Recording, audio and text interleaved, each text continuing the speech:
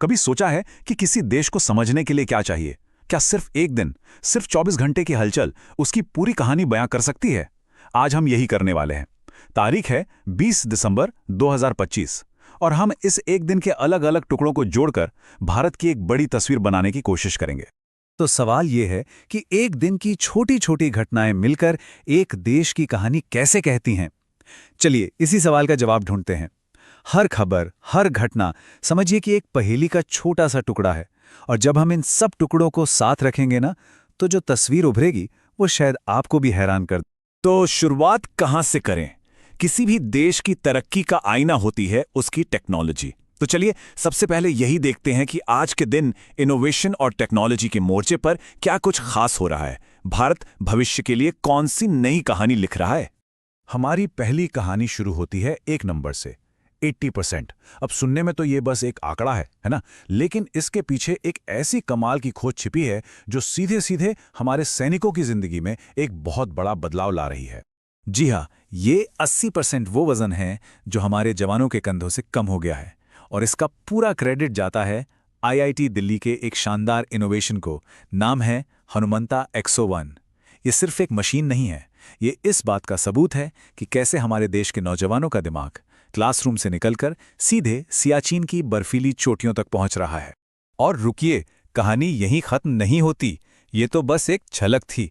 आज ही के दिन एक तरफ हमारे स्टूडेंट्स नासा के चैलेंज जीत रहे हैं, तो दूसरी तरफ गूगल पे और एक्सिस बैंक मिलकर पेमेंट का तरीका और आसान बना रहे हैं। इतना ही नहीं, स्कूलों में बच्चों को डिजिटल दुनिया के लिए तैयार किया जा रहा है, और श्रीनगर में देश का पहला जेनजी फोकस्ड पोस्ट ऑफिस भी खुल गया है। मतलब हर तरफ डिजिटल इंडिया की ही गूंज है। अच्छा, जब देश के अंदर इतनी हलचल हो तो जाहिर है दुनिया की नज़र तो जाएगी ही। तो चलिए अब जरा देश की सरहदों के पार देखते हैं कि आज ग्लोबल स्टेज पर, यानी दुनिया के मंच पर, भारत की कैसी मौजूदगी रही। यहाँ 3 अलग अलग खबरें हैं, पर सब एक ही कहानी कहती हैं। दुनिया में भारत का बढ़ता कद। देखिए, एक तरफ हेल्थ को लेकर इंटरनेशनल रिपोर्ट्स में भारत का जिक्र है, तो दूसरी तरफ नीदरलैंड्स के फॉरेन मिनिस्टर डिफेंस पर बात करने दिल्ली आए हुए हैं। और तो और फीफा वर्ल्ड कप के प्राइज मनी की घोषणा में भी इंडिया की दिलचस्पी है। मतलब साफ है, चाहे हेल्थ हो, डिप्लोमेसी हो या स्पोर्ट्स, भारत हर बड़ी बातचीत का सेंटर बनता जा रहा है। तो ग्लोबल स्टेज की बात हो गई, अब वापस अपने देश लौटते हैं और यहाँ की नब्ज टटोलते हैं। वो कौन सी बड़ी घटनाएं हैं, वो कौन से बड़े फैसले हैं जो आज करोड़ों लोगों की जिंदगी पर असर डाल रहे हैं? अगला नंबर 111%। नहीं, ये कोई स्टॉक मार्केट का रिटर्न नहीं है, ना ही किसी कंपनी का प्रॉफिट। ये नंबर सीधे हमारे लोकतंत्र के मंदिर यानी संसद से जुड़ा है, और ये बताता है कि देश को चलाने वाली मशीनरी कितनी एफिशिएंटली काम कर रही है। ये 111% हमारी लोकसभा की प्रोडक्टिविटी रेट है। मतलब जितना समय काम के लिए तय था, हमारे सांसदों ने उससे भी ज्यादा काम किया। ये सिर्फ एक आंकड़ा नहीं है, ये इस बात का इशारा है कि देश में कानून बनाने का काम कितनी रफ्तार से चल रहा है। तो ये तो हुई शासन की बात। अब आते हैं समाज पर। आज इलाहाबाद हाईकोर्ट से एक बहुत बड़ा फैसला आया, एक ऐसा फैसला जो हमारे रिश्तों को देखने के तरीके को बदल सकता है। ये सिर्फ कानून की किताबों में एक लाइन नहीं है, बल्कि समाज की बदलती सोच पर अदालत की एक अहम मुहर है। और बदलाव की ये लहर यहीं नहीं रुकी। आज एक और शीशे की दीवार टूटी है। साई जादव, ये नाम याद रखिएगा। वो इंडियन मिलिट्री एकेडमी से पास आउट होने वाली पहली महिला ऑफिसर बनी है। ये सिर्फ उनकी अपनी जीत नहीं है, बल्कि उस पूरी संस्था के इतिहास में एक नया पन्ना है। ये बताता है कि बहादुरी का अब कोई जेंडर नहीं होता। और ये रफ्तार देखिए, हर तरफ थी।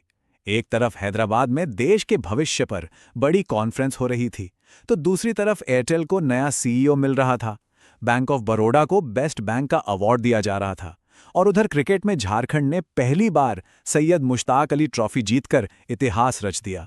मतलब हर फील्ड में कुछ न कुछ बड़ा हो रहा था। अच्छा, इतनी सारी गंभीर बातों के बाद एक छोटा सा ब्रेक हो जाए। चलिए एक फटाफट क्विज खेलते हैं। कुछ सवाल, देखते हैं जवाब कितनी जल्दी आते हैं। तैयार?